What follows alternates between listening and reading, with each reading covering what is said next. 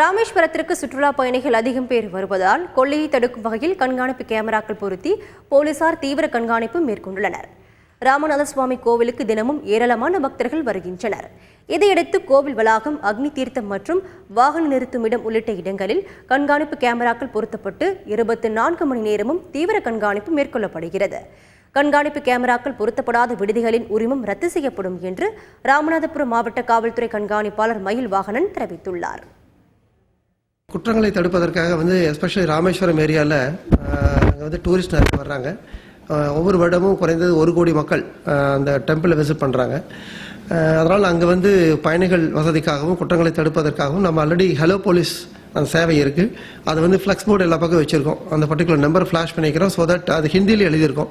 So அந்த particular நம்பரில் any disturbance I can call the police, immediately police will go. அந்த மாதிரி ஒரு ஏற்பாடு பண்ணியிருக்கோம். அதுபோக குற்றங்களை தடுப்பதற்காக கோபுரத்தை சுற்றிலும் கோபுரத்தின் உட்பகுதியிலும் சரி, அதே போல் அந்த சரௌண்டிங் ஸ்ட்ரீட்ஸ் எல்லா பக்கமே கேமரா ஃபிக்ஸ் பண்ணிக்கிறோம்.